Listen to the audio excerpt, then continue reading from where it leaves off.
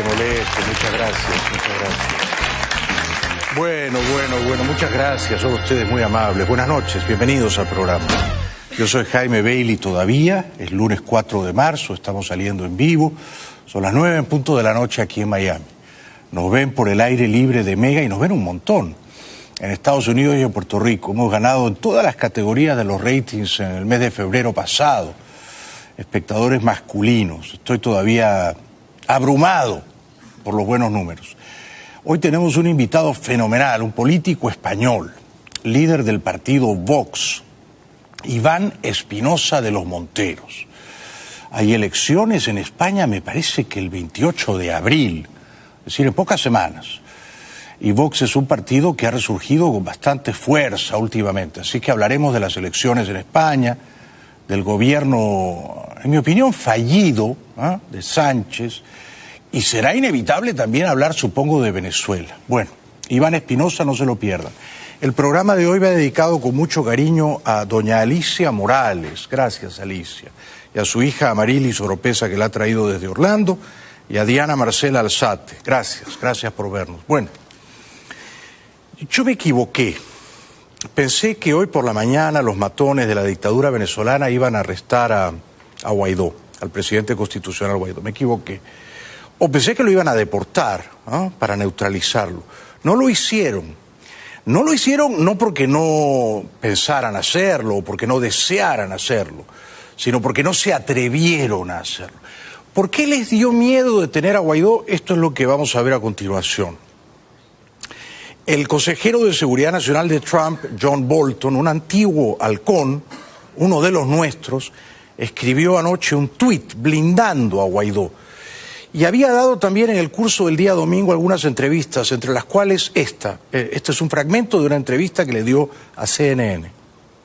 La expectativa generada por el regreso de Juan Guaidó a Venezuela genera una fuerte fricción entre Estados Unidos y Rusia. El asesor de Seguridad Nacional de la Casa Blanca, John Bolton, advirtió que cualquier acción contra Guaidó tendrá una dura y significativa respuesta de Washington, y durante una entrevista con la cadena CNN confirmó que la administración de Donald Trump busca formar una coalición que saque al chavismo del poder. In the hemisphere and around the world, now understand that the failed experiment of Hugo Chavez and Nicolas Maduro needs to end. So I'd like to see as broad a coalition as we can put together to replace Maduro, to replace the whole corrupt regime. Bueno, a mí este hombre me cae bien porque entiende que a veces para defender la libertad hay que pagar un precio oneroso y hay que usar la fuerza. Ayer domingo mis amigos me dieron la buena noticia de que este señor, que además me cae bien porque no se pinta el pelo, la gente que se pinta el pelo despierta en mí una inmediata suspicacia. Bolton descargó este tuit dirigido a los matones de Caracas. Básicamente decía allí que el presidente constitucional Guaidó planeaba regresar a Venezuela y que cualquier amenaza o acto contra su seguro retorno sería contestada de una manera significativa y fuerte por los Estados Unidos y la comunidad internacional. Perdonen la traducción libre. Esto fue de capital importancia porque entonces Guaidó viajó más tranquilo, ¿verdad? Hoy por la mañana en Univisión, sin embargo, la brillante corresponsal Patricia Yaniot, ex CNN, nos decía que había estado conversando con el jefe del despacho Venezuela del gobierno Trump, Elliot Abrams, también un veterano halcón, otro de los nuestros, buen amigo de la causa de la libertad. Según dijo la señora Yaniot, el señor Abrams le dijo que no van a usar la fuerza militar ni para defender a Guaidó, ni para entrar con la ayuda humanitaria, ni para derribar a Maduro, pero puede que Abrams no le haya querido contar a la señora Yaniot sus verdaderos planes, ¿no? Elliot Abrams. Los titulares nos dijo que no va a haber intervención militar para derrocar a Nicolás Maduro, que no va a haber intervención militar para entrar la ayuda humanitaria a Venezuela y que no va a haber una respuesta militar en caso de que Juan Guaidó sea arrestado a su regreso a Venezuela. Lo que sí nos dijo es que en un año no ve a Nicolás Maduro en el poder. ¿Cómo lo lograrán? Dijo, su círculo más cercano le va a pedir que se vaya. Bueno. Esto es lo que Elliot Abrams le dijo a Patricia, y quizá hay algunos planes que él prefirió no compartir con ella, ¿no? Porque son reservados. En cualquier caso, fue muy valeroso por parte de Guaidó que llegara hoy a Caracas, ¿no? Corría un riesgo no menor, ¿no? Se exponía a que lo apresaran, a que lo torturaran, a que lo humillaran, de mil maneras imaginables, ¿no?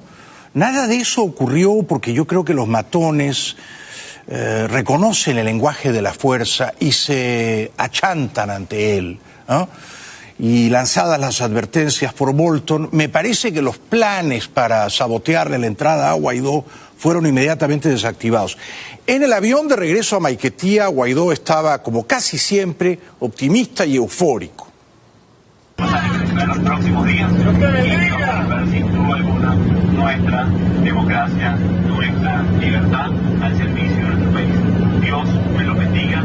Les pregunto algo, ¿se puede o no se puede? ¡Sí se puede! Bien, porque vamos todos, vamos bien porque vamos con todo. Por cierto, son muy poquitos los vuelos que entran y salen de Caracas todos los días, pero poquísimos, poquísimos. Había dos solamente a Europa, uno a París y uno a Madrid. El de París, Air France lo canceló. Hay uno, pero que es una frecuencia de una vez por semana los martes a Lisboa. Y luego hay dos vuelos a Miami, hay dos vuelos a Panamá. No hay vuelos directos a Bogotá, ni a Quito, ni a Lima, ni a Santiago, ni a Buenos Aires. Es increíble, ¿no? No hay vuelos directos a Los Ángeles, ni a Nueva York. Es increíble. O sea que hay más o menos 7 vuelos diarios entrando y saliendo de Maiquetía. Punto. Nada más. Nada más. De Miami a Nueva York hay 35 vuelos diarios. Con esto les digo todo, ¿no? En el aeropuerto de Caracas esperaban al presidente Guaidó varios embajadores europeos, entre ellos el francés. Semana precisamente para subrayar que si se vulnera los derechos del presidente Guaidó, aumentará la tensión en el país y aumentará las tensiones dentro y fuera del país. Necesitamos un apaciguamiento de la crisis venezolana, que se pueda encontrar una solución democrática y pacífica a la crisis actual. Y para eso se debe de respetar los derechos de cada responsable político, en particular del presidente Guaidó. También estaba el embajador español Silva. No se desbordaba en palabras, pero decía, a Guaidó no lo van a arrestar porque es parlamentario y está blindado por la inmunidad. Pero, de nuevo, no descargaba un torrente caudaloso de palabras. Estaba comedido el embajador español. ¿Temen que vaya a ser apresado? Esperemos que no sea así. ¿Tienen algún plan si fuera apresado? Bueno, esperemos que no suceda. Que hay un principio de inmunidad parlamentaria que hay que respetar y esperemos que así sea, que se cumplan las leyes de Venezuela, ¿no? Embajador, ¿cree ciertas las amenazas que está recibiendo Juan Guaidó? ¿Cómo las evalúa? Pues no evaluamos nada, ¿no? Porque lo único que creemos es en las normas y las leyes que se cumplan, ¿no? Y la inmunidad parlamentaria es una norma que hay que respetar. Difícilmente ganaría un concurso de simpatía el embajador español. Incluso en su propia familia, dudo que pasaría una segunda vuelta. El embajador alemán era un poquito más cordial con la prensa. En este momento no pueden garantizar, ¿no? Solamente estamos aquí en este momento por el mundo diplomático, por los representantes diplomáticos que están buscando una salida pacífica de la crisis de Venezuela. Nosotros pensamos que nuestro papel en este momento podría ayudar para que haya una salida pacífica negociada aquí de la crisis de Venezuela. Sí, yo arrestaría pacíficamente a Maduro, a Cabello y a los demás secuaces de ese régimen acanallado. Pacíficamente los arrestaría. Los sometería al imperio de la ley. Y para eso me parece que hay que usar pacíficamente la fuerza. Claro, estoy diciendo un galimatías, ¿no? Pero creo que esto es lo que va a ocurrir tarde o temprano, ¿no? Unos pacíficos bombardeos selectivos. Pacíficos porque traerían tanta paz, ¿no? Unas pocas bombas. Ya no hay que invadir con 30 o 40 mil soldados en tierra toda Venezuela, una invasión convencional a la antigua. No. Ahora se disparan unos misiles inteligentes teledirigidos desde el mar, desde el mar. Si siquiera poner un avión surcando el espacio aéreo venezolano y los pones como sombrero a Maduro, a Cabello y a Padrino y se terminó, se cayó el régimen venezolano, en 3 horas se cae. Con 3 misiles teledirigidos, esa autocracia matonesca y prepotente, estoy seguro de que se desvanece. Bueno, Guaidó, un valiente, fue vitoreado, mucho más que aplaudido, ¿no? Fue ovacionado por todo el mundo en el aeropuerto.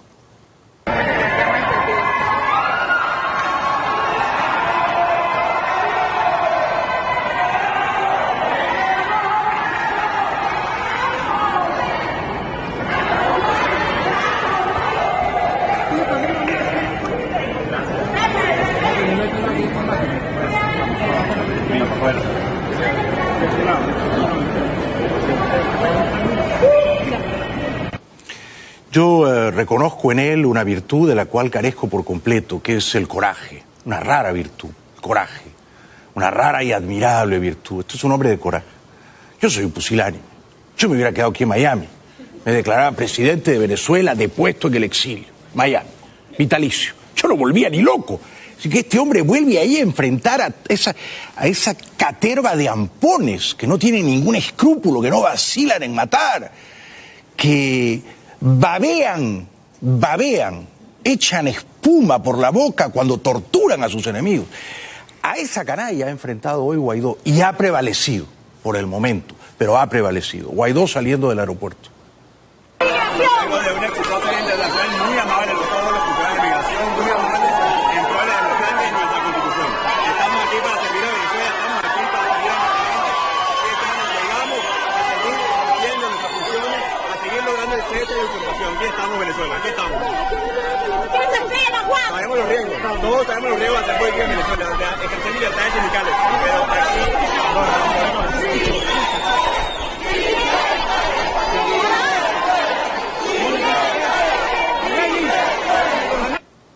el político es un creador de discursos y eventualmente, y muy rara vez, es un creador de ideas también, pero, aun si no lo advierte, es un creador de energía. El político tiene que saber seducir, tiene que movilizar, tiene que transmitir un fervor, encender a la gente. Guaidó lo ha logrado, Guaidó se ha agigantado y al hacerlo ha empequeñecido a la clase política venezolana, a toda o a casi toda, ¿no? Porque ha traspasado la barrera del miedo. Esto es una cosa muy difícil en la vida humana, traspasar la barrera del miedo. Es decir, no me importa si me matan, no me importa si me arrestan, yo voy a seguir con mi agenda. Poca gente lo hace, ¿no? Esta era la caravana saliendo del aeropuerto, la gente no sabía si estaba dentro o no Guaidó en esos vehículos y por eso se detuvo y Guaidó de nuevo se exhibió corriendo no pocos riesgos.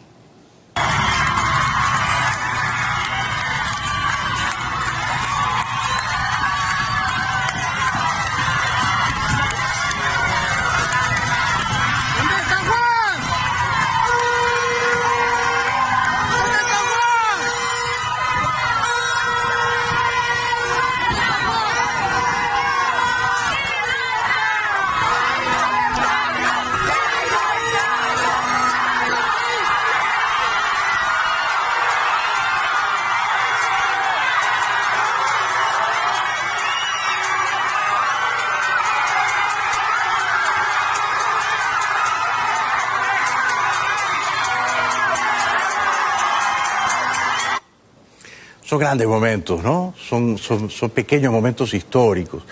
Yo hubiera necesitado la escalera de los bomberos para subir al techo de ese vehículo. Y él lo hace con una naturalidad, como si fuera fácil, ¿no? Luego alguien le alcanza una bandera, agitaba la bandera, la gente coreaba libertad. Y todo esto jibariza a Maduro. Maduro se convierte en un pequeño tiranuelo tardíamente estalinista, repudiado por su pueblo, ¿no? Se convierte en una pequeña mancha a pie de página, ¿no? Es evidente que Maduro es el pasado y uno además vergonzante, y que el futuro está con Guaidó.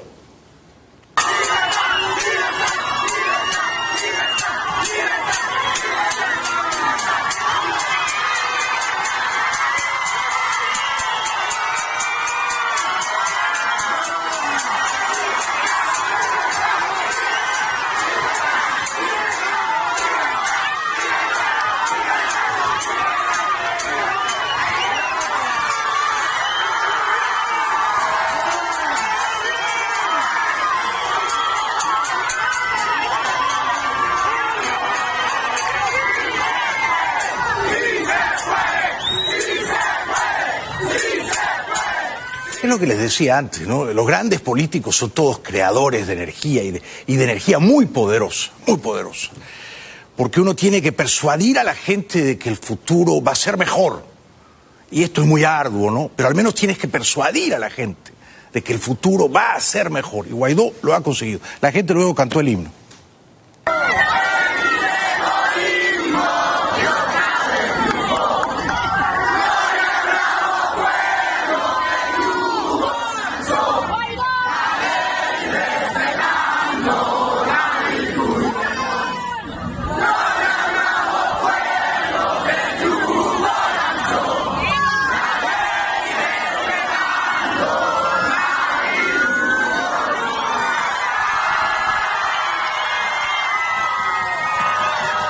Bueno, luego en la plaza, todo esto ocurrió más o menos a mediodía o poco antes, en la plaza Alfredo Sadel, en Caracas, Guaidó dijo que había una orden de detenerle, pero que se había roto la cadena de mando y que alguien se había negado a cumplir esa orden innoble. Y atención, señores de las Fuerzas Armadas, es evidente que luego de las amenazas, alguien no cumplió.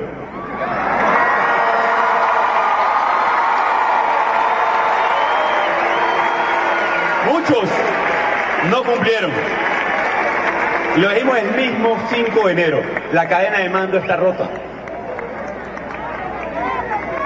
Porque el comandante en jefe de las Fuerzas Armadas deriva del voto popular. Y quien usurpa funciones, por más que se quiera disfrazar con una banda porque estamos en carnavales, no es el presidente. Aquí está el presidente encargado de la República de Venezuela. Muy bien, muy bien.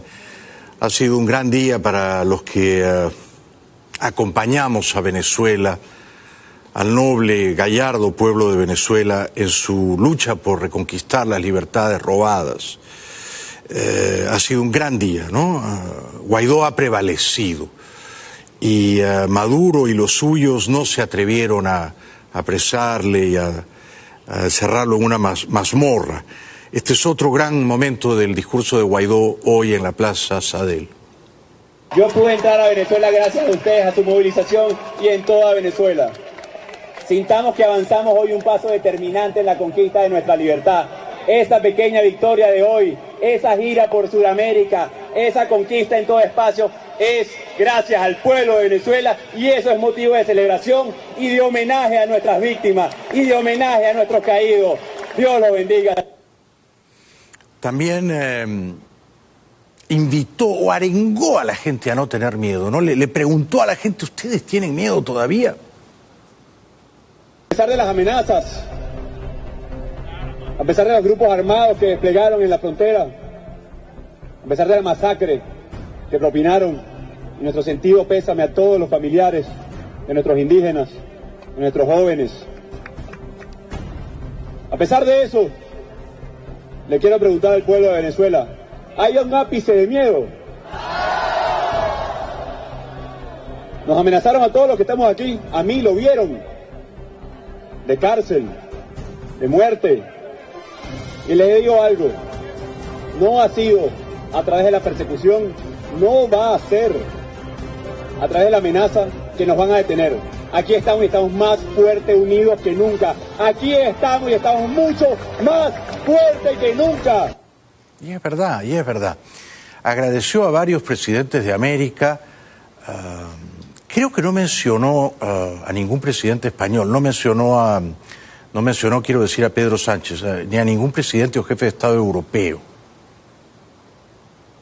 Quiero agradecer profundamente y desde Venezuela mandarles un aplauso al presidente Iván Duque de Colombia,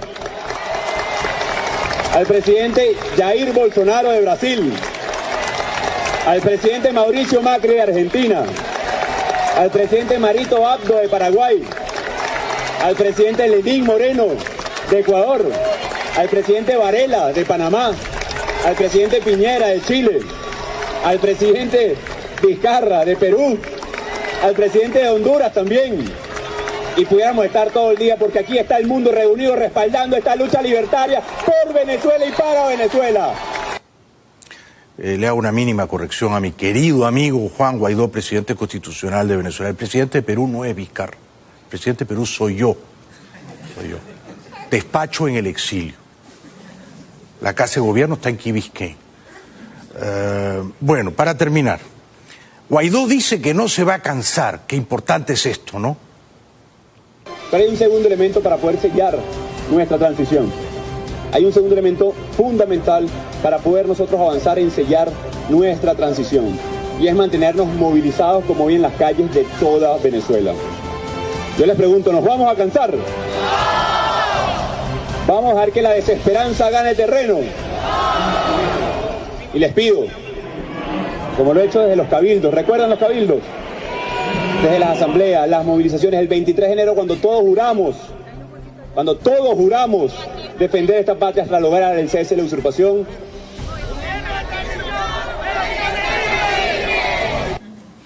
Qué grande Juan Guaidó, ha hecho ya historia en pocas semanas, ¿no? Y ha conseguido devolverle la esperanza al sufrido pueblo venezolano. Guaidó hoy confirmó lo que era un secreto a voces, ¿no? Que la dictadura desesperada había sacado presos de las cárceles, les había dado uniformes y los había lanzado a matar. El régimen, y ya los venezolanos la conocíamos, la peor cara, utilizaron a su última línea de defensa colectivos armados, presos, armados, para masacrar a nuestros indígenas. ¿Cuál régimen de izquierda? ¿Cuál gobierno de izquierda? Cuando no hay libertad sindical, cuando atacan a los indígenas. Señores del mundo, esto no tiene nada que ver con izquierda y derecha. Lo dijimos en toda la gira. Lo dijo así el presidente Lenin de Ecuador. Simplemente son unos asesinos que masacran a nuestro pueblo. Bien dicho, bien dicho. Y entonces la próxima cita es este sábado. Y el día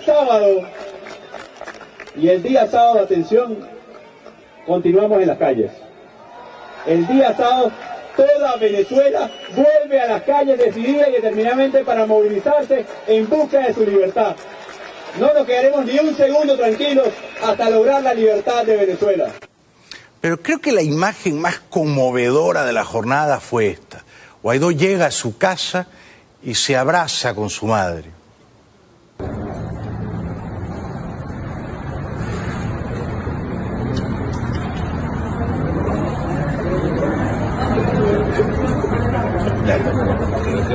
¿Así llorando?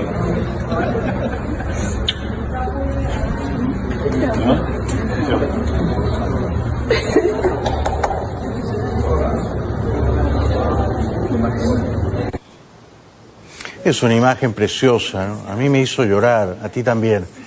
Porque ¿cuántos hijos no volvieron, no? ¿Cuántos muchachos como Guaidó salieron a las calles a defender la libertad y no pudieron volver?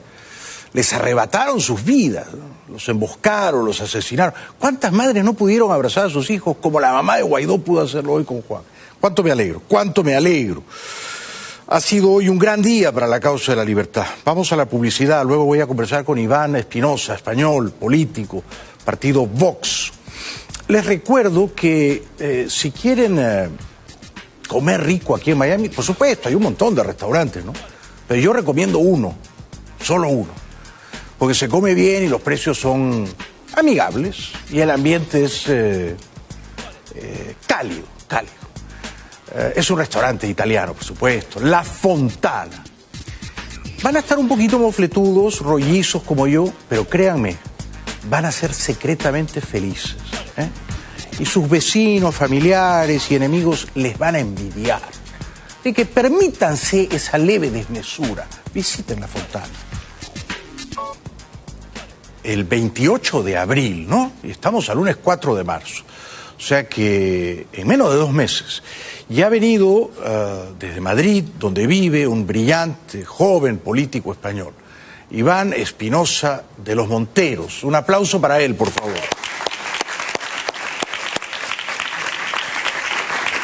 Bienvenido, gracias por estar aquí, Iván. Muchas gracias, Jaime, por tenerme en tu programa. Me hace una especial ilusión. Lo mismo digo. Bueno, antes de hablar de tu país y de las elecciones, ¿te ha sorprendido que Guaidó pudiera entrar sin grandes escollos hoy a Caracas? Bueno, yo creo que el análisis que has hecho es muy acertado, ¿no? Guaidó ha podido entrar en Caracas sin dificultades o sin dificultades aparentes. Primero porque ha hecho un itinerario bastante inteligente y bastante sorprendente. Ha venido por Panamá. Yo creo que el régimen venezolano no se lo esperaba. Y luego porque venía con esa capa de protección que le ha otorgado Estados Unidos, ¿no? Yo creo que nombrarle de una manera tan explícita es una manera de dar un aviso muy claro a un régimen que además en este momento está muy débil, se está descomponiendo internamente, y por reuniones que yo he tenido en Washington esta semana con gente de alto nivel del departamento, bueno, de la Casa Blanca, vamos a decir, de ese entorno, pues se sabe que es un régimen que está no solo en descomposición, sino además en un régimen, está en un momento de sálvese quien pueda, ¿no? Mucha gente del entorno de Maduro, no solo del estamento militar, también de la administración civil, está intentando salir de ahí, salir con su familia, resguardarse en un país occidental, pero están bajo una especial vigilancia del sistema de inteligencia cubano que está incrustado en Venezuela, ¿no? Y en esas reuniones que acabas de sostener en Washington, sin mencionar nombres ni fuentes, por supuesto, pero ¿qué te decían tus amigos poderosos allá? ¿Cuál es el escenario más probable que ellos visualizan para derrotar a Maduro? Lo primero es que es muy importante lo que acabas de decir, que es que ellos visualizan derrotar a Maduro. Esto es algo que parece muy evidente, pero que no lo ha sido siempre. Y se lo han propuesto. Y se lo han propusto. No todas las administraciones americanas lo han hecho, y por cierto, no todas las administraciones de otros países del mundo lo han hecho tampoco. A mí me duele mucho ver en qué posición España ha colocado a su embajador, que al fin y al cabo no es más que un técnico, es una persona que ejecuta las órdenes que le dan desde el Ministerio de Asuntos Exteriores español. ¿Por qué te duele? ¿Qué errores han cometido? Me duele porque España debería ser un país que estuviera liderando la defensa de la libertad en Iberoamérica. España es un país cuyos vínculos con Hispanoamérica no hace falta explicar. España es un país que vincula a Europa, que es una gran potencia, con Hispanoamérica, y deberíamos ser quienes estuviéramos liderando este proceso, por supuesto junto con Estados Unidos, puesto que también el continente americano tiene una gran importancia. Pero ni siquiera en Europa ha ocurrido tal liderazgo español respecto de la crisis venezolana. Me parece a mí que Alemania ha tomado la bandera, ¿no? Pues lamentablemente eso es lo que realmente me da mucha pena, y yo desde luego no quiero hablar mal de España, sobre todo cuando estoy fuera de España. Lo que sí diré es que España tiene una gran oportunidad pronto, creo que muchas cosas van a cambiar, y una de las propuestas que traemos a la mesa y al debate electoral, y que yo espero que podamos poner en práctica, es que España vuelva a tener un papel de liderazgo en el conjunto de la Unión Europea, en su versión de gran potencia que vincula con Hispanoamérica, y que situaciones como estas sean situaciones en las que España, igual que lo está haciendo Estados Unidos, ejerza una gran presión de una manera muy clara y un gran liderazgo en la defensa de las libertades en sitios como Venezuela, en sitios como Cuba, en sitios como Nicaragua y en todos los sitios donde la libertad esté amenazada. ¿Tú crees que eventualmente va a ser necesario usar la fuerza militar para rescatar las libertades conculcadas en Venezuela, Iván? Bueno, lo que ha dicho la administración americana es que todas las opciones están en la mesa. Pero yo creo que todas las administraciones y todos los políticos tienen un enorme sentido de responsabilidad. Llegar a las armas verdaderamente es el último escenario, es el último recurso que un político o que un presidente debe poner en práctica. Por el camino hay muchas otras medidas, y hay algunas que se están poniendo en práctica ya. Hay sanciones muy dirigidas, no hacia el país, sino hacia aquellos que dirigen el país, hacia el presidente, hacia la gente de su entorno, de su gobierno, su gabinete, y eso yo creo que va a tener cada vez más resultado, y yo creo que ya lo está teniendo. Pero creo que, perdona que yo sea en esto quizá crudo o cínico, pero trato de leer la realidad fielmente, ¿no? Creo que al final vamos a necesitar las armas, solo que el primer plan o el escenario deseable es que sean las propias armas de la República Venezolana, ¿no? Que un puñado de militares se rediman de su pasado oprobioso y usen las armas para defender la Constitución, ¿no? Y den un golpe constitucionalista. Pero incluso esa operación podría entrañar un cierto uso de la fuerza militar, solo que de la fuerza militar venezolana, ¿no? A mí me parece que ese plan, que por supuesto es muy plausible, muy deseable, es improbable. Puede que ocurra que pasa un año, pasan dos, pasan tres, y van, y ningún militar venezolano se levanta en armas contra Maduro. ¿Y qué hacemos entonces? Yo creo que hoy lo que ha dicho el señor Bolton ha sido muy interesante, ¿no? En menos de un año estará fuera el presidente Maduro. muchas veces los sucesos acontecen de una manera absolutamente imprevisible. Es verdad. Yo recuerdo cómo cayó el muro de Berlín. El muro de Berlín cayó por un error de interpretación de lo que dijo un alto funcionario de la Alemania comunista en televisión a las preguntas de un periodista, que interpretaron de una manera incorrecta. Se entendió que aquello quería decir que se iban a abrir los muros. Cuando se le preguntó un plazo del tiempo, dijo inmediatamente aquello sonó. Y entonces se agolpó un montón de gente en aquel muro. Se convenció a los guardias de que habían dicho que se iba a abrir. La confusión generó un estado de ánimo tal que al final se abrió el muro y todo el mundo corría. Por cierto, todo el mundo corría en la misma dirección. Nunca vimos un solo alemán del lado occidental correr hacia el lado oriental. Que eso es cuando de verdad se pone ante la cara del mundo qué es el comunismo. Exacto, y qué es la libertad. La gente ¿en qué sentido votaba con los pies. La gente corría en un solo sentido. Claro, ¿no? por supuesto. En Venezuela las cosas se pueden preparar, se pueden prever, hay que apoyar, hay que dar todos los recursos necesarios.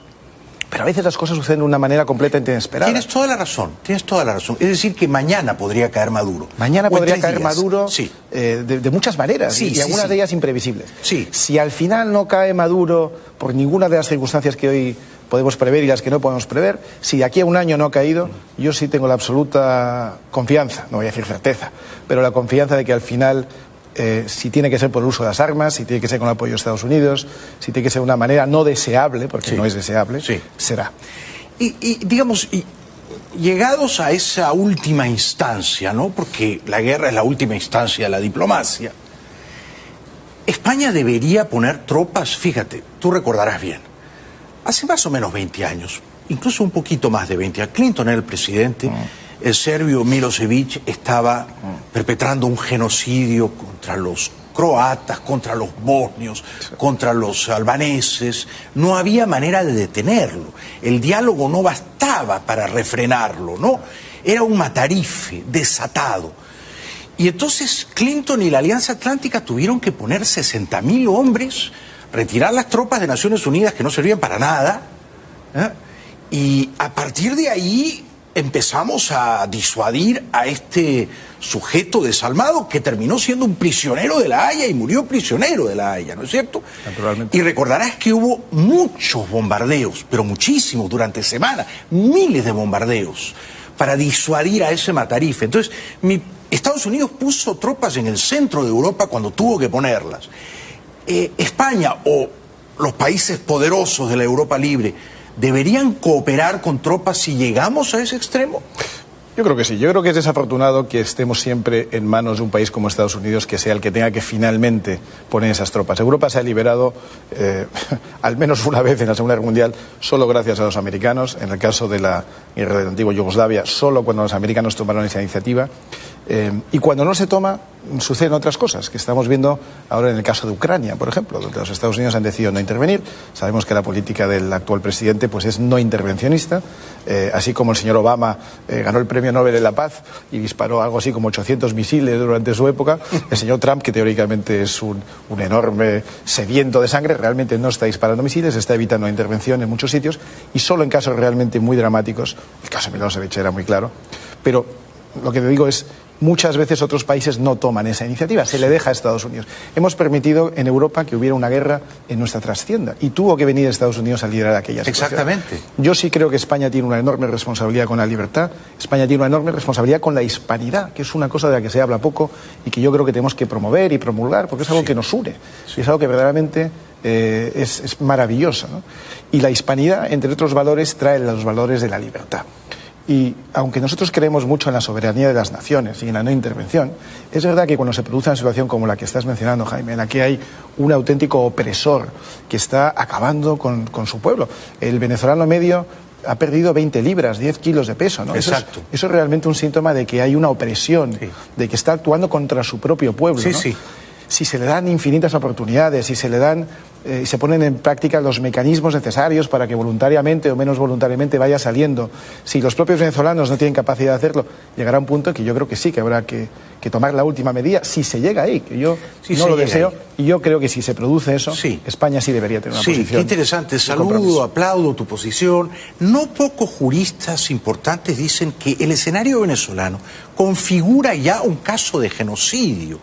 porque es una dictadura que está matando de hambre y por falta de atención médica a su pueblo. Bueno, es que está muriendo gente, claro, ¿no? Algunos mueren por bala, pero otros mueren por falta de alimentos o por falta de medicamentos, y medicamentos básicos, medicamentos que se tienen en todos los países, que había en Venezuela hasta hace 10 o 15 años. Sí. Y eso, claro, que puede constituir una interpretación de que es un genocidio. Y el genocidio, entonces, me parece a mí, porque he leído a estos juristas que postulan el caso de que cuando ocurre un genocidio, los estados tienen la responsabilidad de proteger al pueblo que está siendo masacrado, ¿no? Naturalmente. Es el único caso en el que yo creo que alguien que cree en la soberanía de las naciones puede defender que se intervenga una nación. Exacto, ¿no? Cuando se actúa contra su propio pueblo, cuando se están conculcando derechos humanos básicos como el propio derecho a la vida, el propio derecho a subsistencia, cuando esos derechos civiles se están conculcando, yo creo que sí que hay motivo para que no un país u otro, sino que una alianza de países de los que defienden la libertad, y yo sí creo que España debería estar entre esos países, de una manera sensata, de una manera prudente,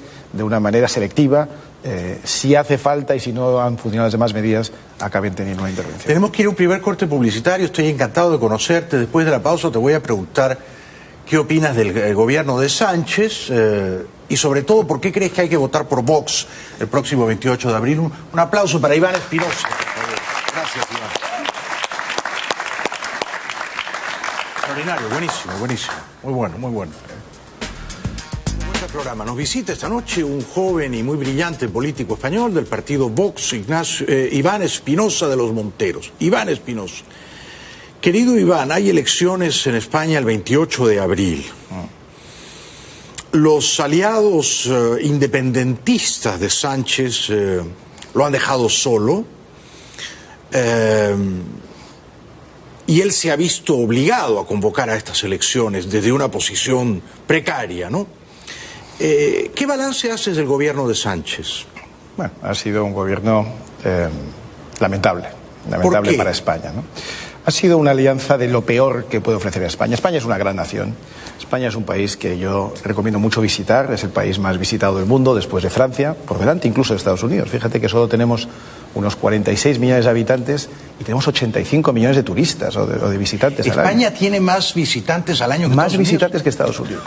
Es una cosa realmente muy notable. Y un gran porcentaje de los que nos visitan repiten, son gente que ya ha venido antes y vuelve. Por tanto, España es un país lleno de virtudes y yo de verdad recomiendo a todos que lo visiten. Me ha encantado ese preámbulo. España a veces también pues tiene algunas cosas que no nos gustan tanto y por eso hemos tomado una iniciativa de política, ¿no? Y las dos cosas que más amenazan a España son una izquierda cada vez más radical y un separatismo o nacionalismo también cada vez más radical.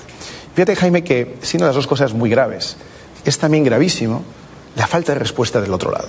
La falta de respuesta ante la izquierda radical, de los que no somos de izquierda, la falta de respuesta ante el nacionalismo separatista de los que no somos separatistas y nacionalistas.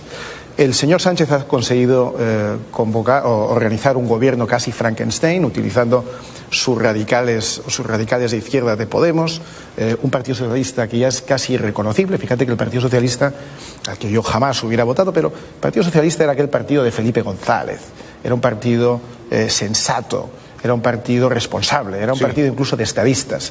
Insisto, yo jamás les hubiera votado y siempre he estado en contra o enfrente, pero era un partido que España necesitaba en el centro izquierda. Bueno, pues se ha convertido en un partido completamente distinto, prácticamente irreconocible, incluso para el señor González y muchos de su época. Hoy apoyado por estos chavistas de Podemos, aquellos que vinieron precisamente de Venezuela y muy apoyados por Venezuela y por Irán, y luego apoyados por partidos también muy radicales del nacionalismo, algunos incluso partidos que en su día apoyaron el terrorismo de ETA. Y luego pues partidos catalanistas, separatistas, que como digo han hecho mucho daño y siguen haciendo de España. Esa combinación de enemigos de la libertad y de enemigos de España son los que han estado gobernando durante estos meses y realmente ha sido pues un gobierno que ha hecho bastante daño a España. Yo creo que el señor Sánchez ha convocado elecciones por dos motivos. Primero, porque no pudo aprobar sus presupuestos con el apoyo de todos estos grupos, era una alianza muy frágil. Y segundo, porque veía que hay una tendencia, una reacción contraria a lo que él ha venido representando en estos últimos meses. Nosotros, modestamente, creo que formamos parte de esa tendencia contraria, de esa reacción, y tenemos un crecimiento exponencial, y probablemente si hubiera esperado unos meses más, nuestra presencia hubiera sido aún más espectacular de lo que yo creo que va a ser. Sin embargo, Iván, el primer partido político en todas las encuestas, digo yo, las más fiables, sigue siendo el Partido Socialista. O sea, la primera intención de voto es la de Sánchez. Tiene un pelín más que 30%.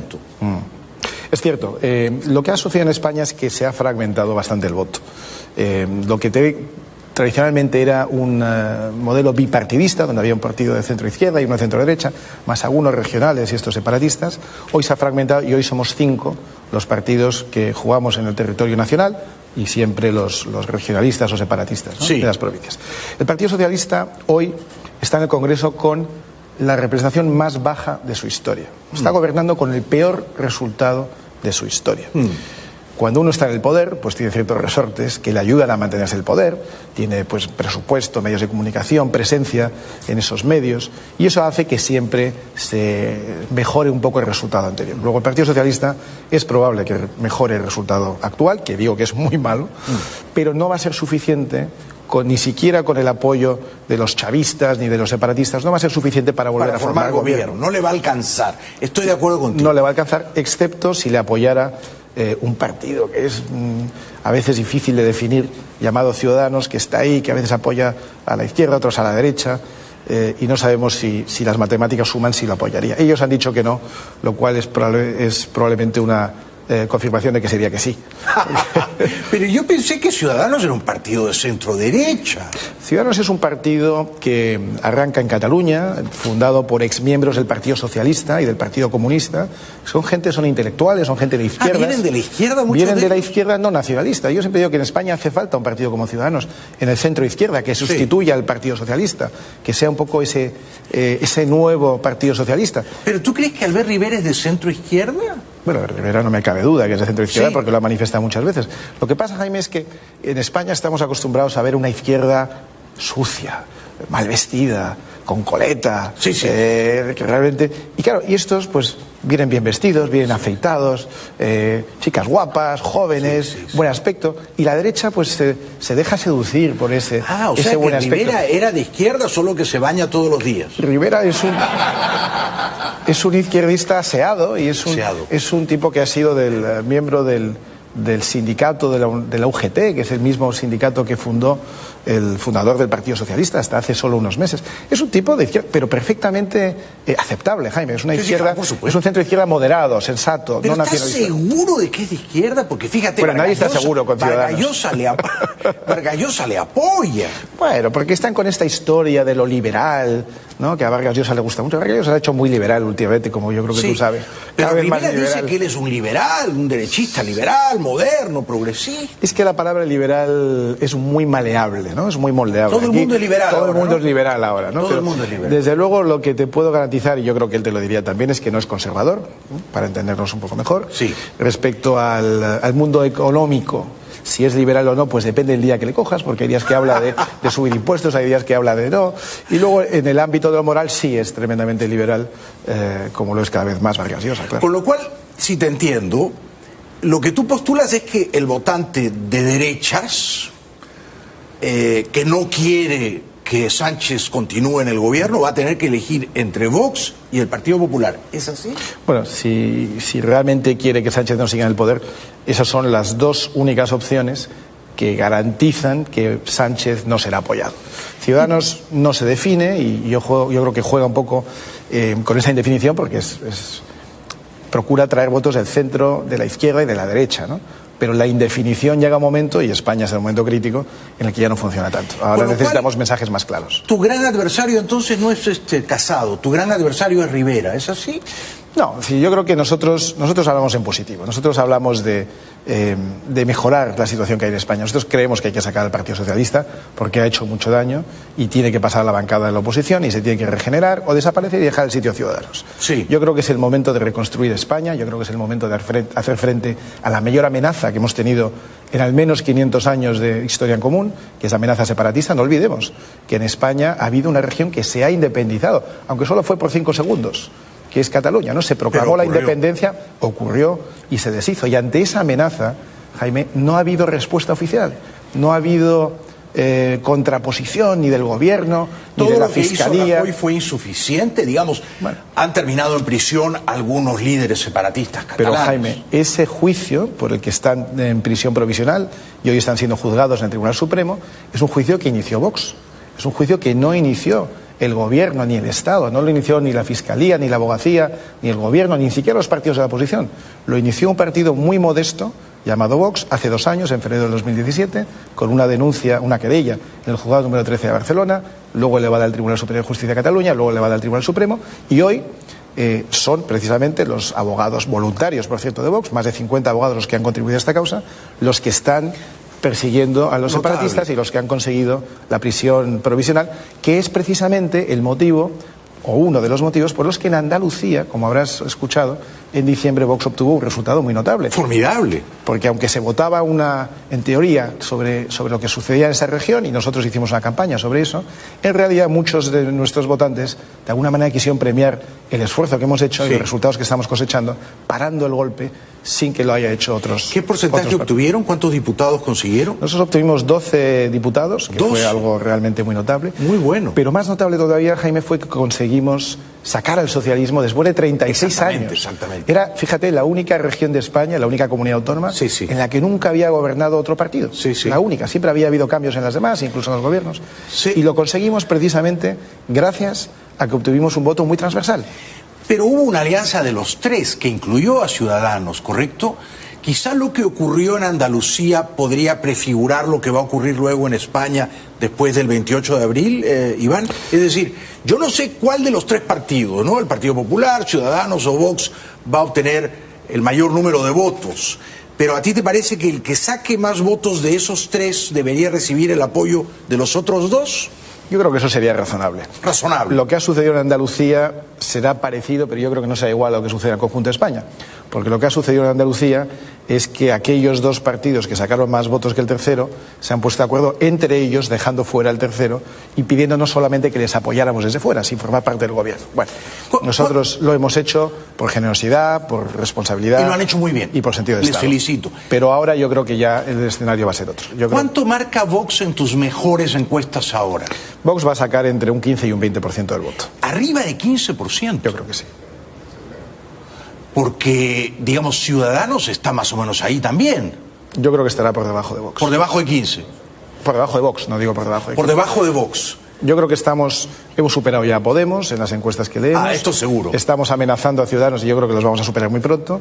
Y yo creo que cuando llegue el momento estaremos muy cerca incluso del Partido Popular, lo cual puede ser una auténtica sorpresa. ¡Hombre! Una auténtica sorpresa en España. Y tanto. Pero además, si ustedes consiguen sacar más votos que Ciudadanos, eso ya sería una proeza. Sería una proeza porque, de nuevo, Jaime, nosotros, y lo digo con la máxima modestia, nosotros somos los últimos que hemos llegado, somos los más pequeños, somos los que menos recursos tenemos, hacemos las campañas con una fracción del dinero que hacen los demás, no tiramos de recursos públicos o del dinero que nos dan nuestros afiliados y simpatizantes. Pero a cambio tenemos una cosa muy potente, que es convicciones muy claras. Tenemos las ideas claras, las defendemos, y no todo el mundo está de acuerdo con todas nuestras ideas, y lo entendemos. Pero nosotros somos muy claros, no engañamos a nadie, lo que decimos lo creemos y lo que creemos lo decimos. Y lo hemos demostrado en este breve lapso de tiempo en el que hemos podido tener algo de exposición mediática, que es muy poca, ¿eh? En España nos dan muy poquito sitio. Ya vendrá más. Pero ya vendrá más. Estupendo, estupendo. ¿Te puedes quedar unos minutos más? Claro que sí, encantado. Yo generalmente aquí termino la entrevista, pero estoy encantado de conversar contigo, así que... Pero yo, antes de despedirme, te traigo un mensaje del presidente Trump. Porque hemos estado después de la pausa. En Washington, y te lo quiero decir después de la pausa. Después de la pausa. Regresamos con Iván Espinosa de los Monteros, que me trae un mensaje del presidente Trump. ¿Qué será ese mensaje? Ya volvemos. Un aplauso para él. Un joven y brillante político español, como habrán notado ya. Me decías que has estado en Washington y que traías un mensaje del presidente Trump. Yo vi a Trump muy brevemente y me dijo, Iván, sé que vas a ver a Jaime. Y yo apoyo todo lo que dice Jaime y tenemos la misma visión de Venezuela. Y entonces tengo un regalo para ti. Entonces me dio una gorra. Me dio una gorra que quiero que se vea, que es Make Maduro a bus driver again. ¡Qué buena! Te la tengo que poner.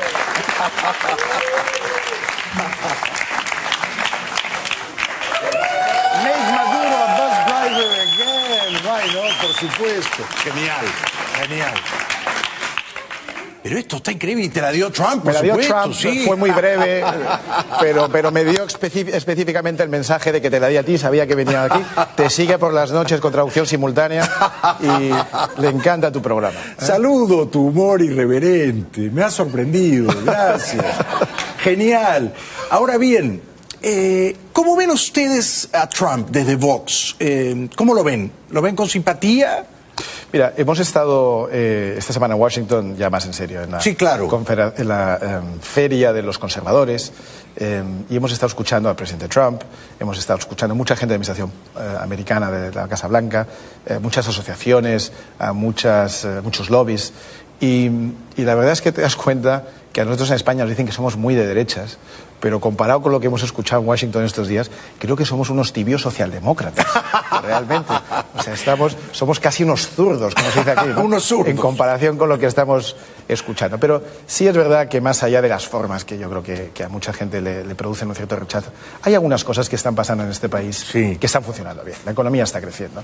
El paro entre los afroamericanos y los hispanoamericanos está en los mínimos. Sí.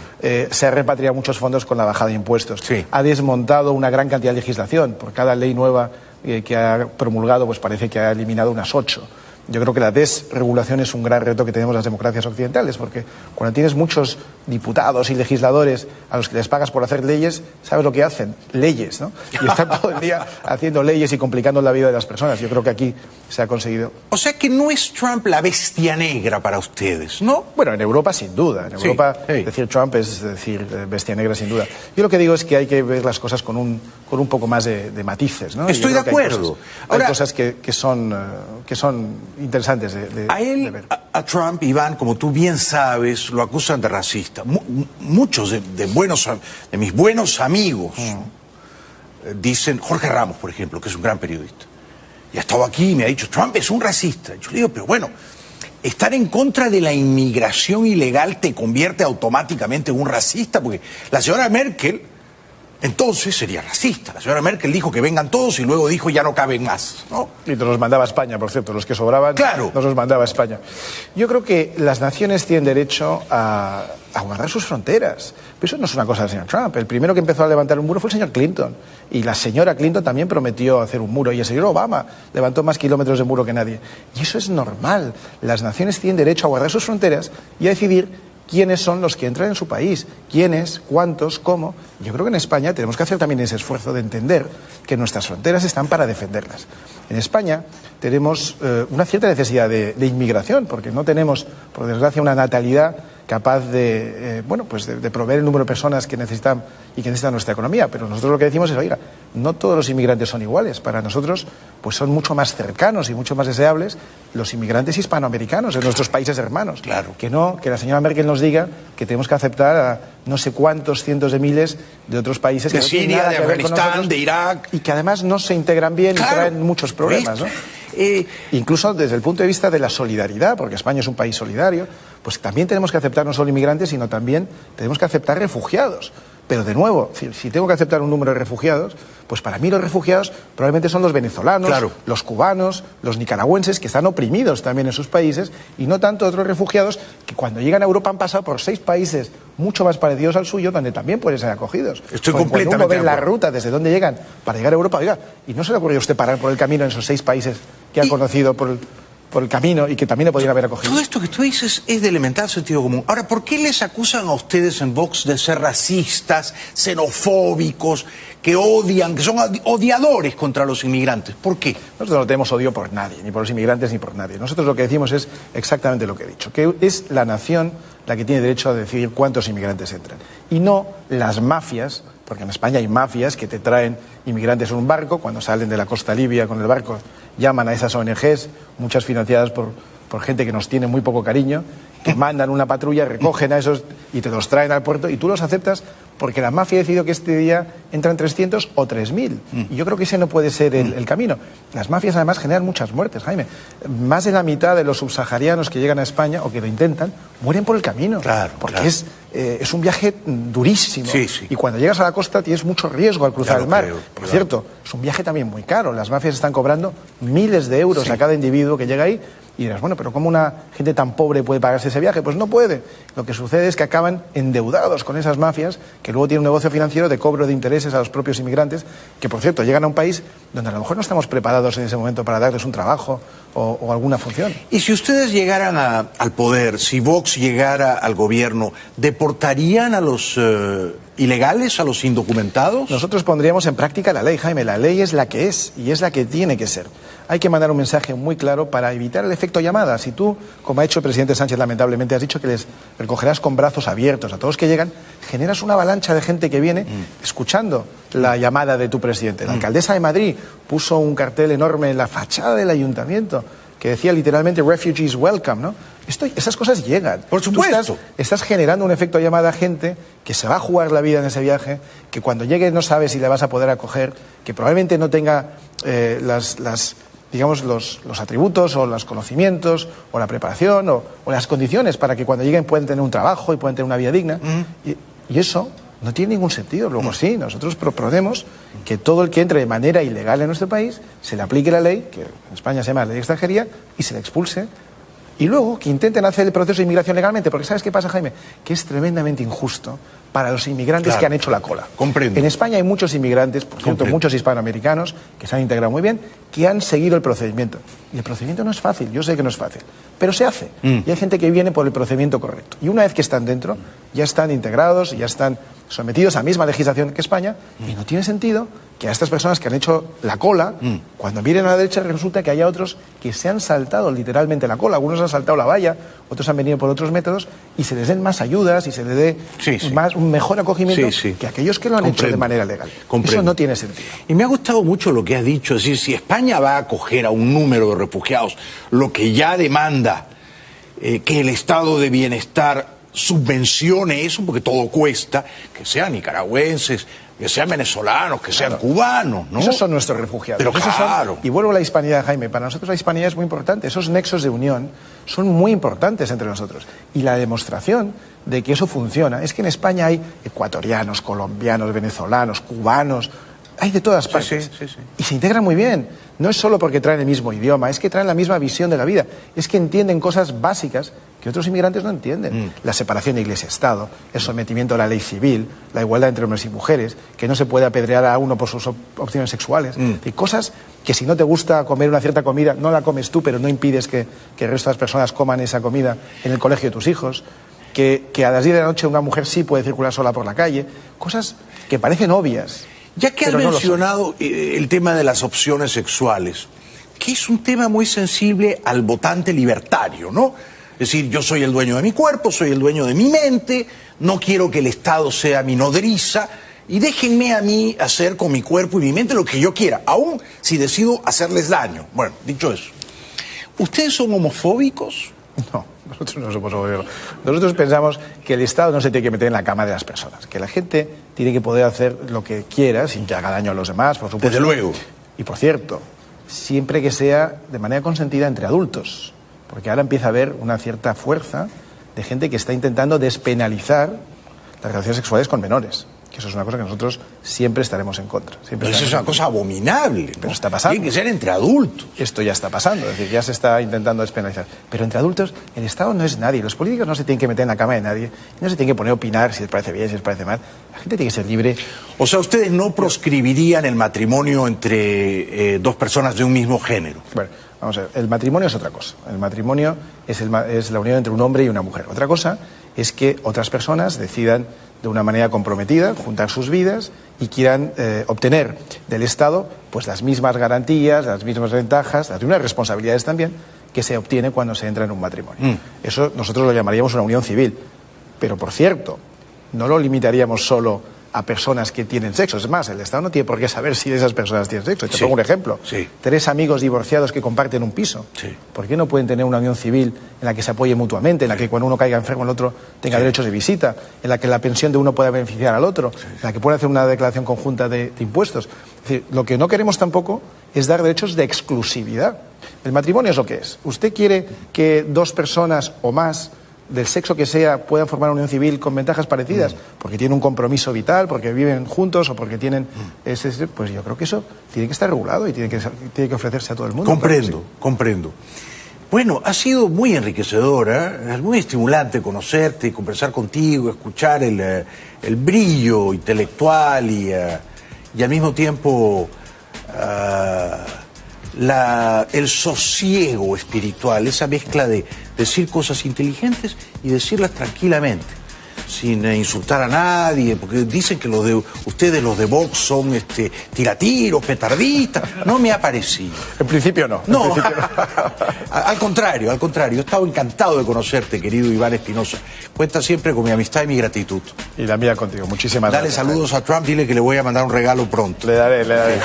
Un aplauso para Iván, por favor. Gracias. Regresamos con el último de Venezuela después de la pausa. Por lo que ocurrió, pero al mismo tiempo lo que ocurrió es un recordatorio de que el caos irrumpe en cualquier momento, ¿no? Y la vida consiste en abrazar el caos, en resignarte a él, ¿no?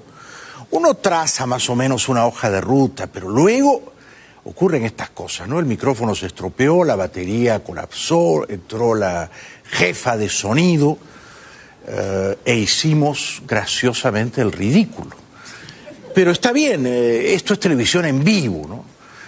Con los riesgos subsiguientes, ¿eh? Cuando haces televisión en vivo, se escapan también los errores humanos, ¿no? Las fallas técnicas, las cosas babosas que vierte el presentador, ¿no?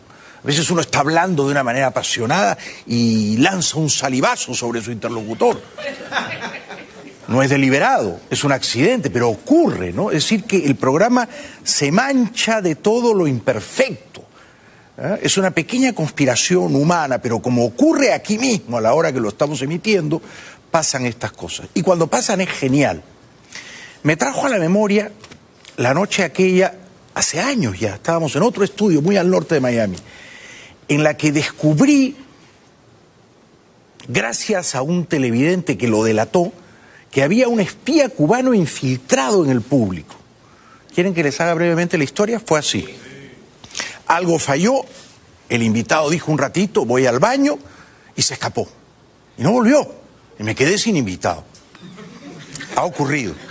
El invitado dice, un segundito, tengo que miccionar, ¿eh? Tengo que aliviarme. ¿Cómo no? Vaya al baño, pero vuelve. Y no vuelven, se van. Y entonces dije, bueno, hagamos una cosa, ¿por qué no repartimos este micrófono entre el público y que la gente haga preguntas? De modo que, y de una manera muy inopinada, repentina, se encendieron los reflectores e iluminaron al público. Pero el público no esperaba que eso ocurriera. Y yo conminé, porque esta es una pequeña dictadura también, ¿no? Yo a veces soy un tiranuelo, bananero. Entonces le dije al público, pregúntenme lo que quieran, o critíquenme, o insúltenme, lo que quieran. Y el micrófono fue pasando de mano en mano y se levantó un señor y dijo, yo soy un dentista cubano. Y le pregunto esto. Y me hizo una pregunta muy amigable. Pero a la noche me escriben al correo electrónico del programa y alguien me dice, ese que dijo que era un dentista cubano era un espía del G2. Y efectivamente el dentista cubano venía todas las semanas, todas. Se hacía fotos conmigo. Con lo cual, el caos que subvierte todo, lo desordena, lo trastorna, puso en escena aquella noche a un espía cubano sembrado, infiltrado en el público, ¿no? O sea que el caos a veces conviene. Quiero decir, lo que ocurre conviene, ¿no? Y si pasó este desperfecto del micrófono, fue porque yo tenía que recordar la historia del espía cubano sembrado ahí. Y he hecho toda esta cháchara para decirles que sospecho que esta noche hay un espía cubano también aquí. Ya regresamos. Nos está pidiendo que repitamos la entrevista con Cala, creo que la vamos a repetir este viernes. Bueno, el matón chavista Freddy Bernal está asustado y se nota. Y es bueno que esté asustado. Yo soy de los que estoy convencido que ahorita viene una fase triste, que es la que ellos llaman de armar la resistencia. Y algunos de los oficiales traidores que están de la olla, tengo información, que ya lo están agrupando y los van a armar para atacar puestos militares venezolanos, del lado de Venezuela por supuesto, puestos colombianos, y atacar a líderes políticos, asesinar a líderes políticos y a líderes militares. ¿Qué hacer entonces? Lo primero que hay que asumir es que estamos en guerra, así con la crudeza de la palabra guerra. Bueno, yo no sé si la palabra es guerra, ¿no? Yo creo que hay una masacre, que hay un genocidio, no es una guerra. Todas las armas están de un lado, ¿no? El pueblo está indefenso, inerme. Entonces, quienes han secuestrado las armas de la República para masacrar a los ciudadanos de Venezuela son ustedes, señor Bernal. No es una guerra, no, es una masacre, ¿no? Y han muerto ya millares de venezolanos que solo han desafiado a la dictadura con un espíritu libertario y con un par de piedras, como mucho. Entonces decir que hay una guerra civil o que hay una guerra en Venezuela es mentir. Lo que está en marcha es una masacre, es un genocidio, un lento pero consistente exterminio de venezolanos, ¿no? Los matan de hambre, los matan porque no hay remedios, los matan porque tienen que irse a caminar hasta Chile o Argentina y desfallecen en el camino, ¿no? Lo importante es que estos matones están sinceramente aterrados. Muchos de ellos han mandado ya a sus familias afuera. El propio hijo biológico, el propio hijo de Maduro ya no está más en Venezuela, está en Cuba. Está en un hotel en un cayo de Cuba. Ahora después les voy a decir cuál exactamente. Pero este es Freddy Bernal pidiendo que los colectivos, o sea, los matones enmascarados chavistas, estén preparados. El entrenamiento de la milicia tiene que ser un entrenamiento de carácter nacional, porque la agresión, considero, no va a ser solamente pro Táchira. Si estos apátridas decidieran atacar la patria, va a ser una agresión múltiple. Y si sabemos que eso va a pasar, entonces hay que agarrarnos la consigna, solo el pueblo salva al pueblo. ¿Y quién es el pueblo? Como decía el comandante Hugo Chávez, el pueblo en armas. ¿Y quién es el pueblo en armas? La Milicia Nacional Bolivariana.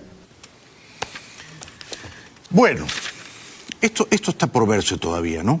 Yo de verdad creo que estos matones son muy valientes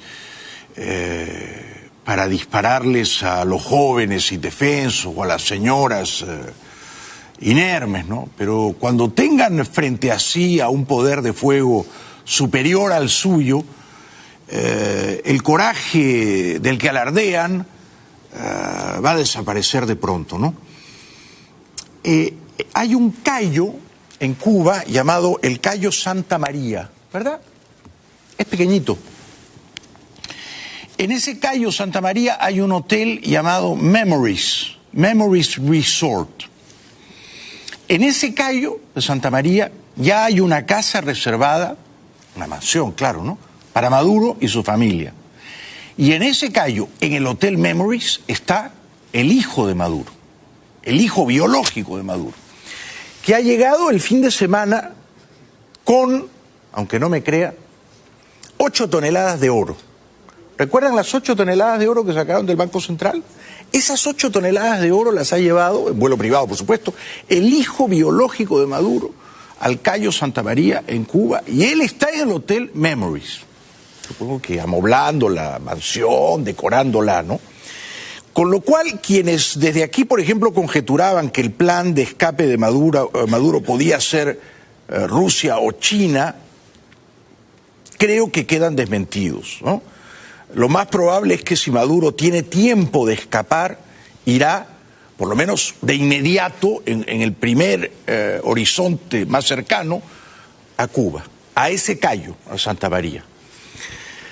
Ahora, yo supongo que si Maduro termina en Cuba con el oro robado y con los dólares y los euros robados, algún peaje le va a cobrar Raúl Castro, ¿no? O sea, Raúl no lo va a recibir sin cobrarle una comisión. Pero así están las cosas a día de hoy. Gracias por vernos, gracias al distinguido invitado Iván Espinosa, que mejoró tanto la noche visitándonos, gracias a Manuel, que hizo, gracias a los buenos oficios de mi amigo Manuel, que hizo posible esta entrevista. Y sobre todo gracias a ustedes. En febrero, mes que acaba de concluir el jueves pasado, hemos ganado a Univisión y Telemundo. Estamos profundamente agradecidos. Hasta mañana. Buenas noches.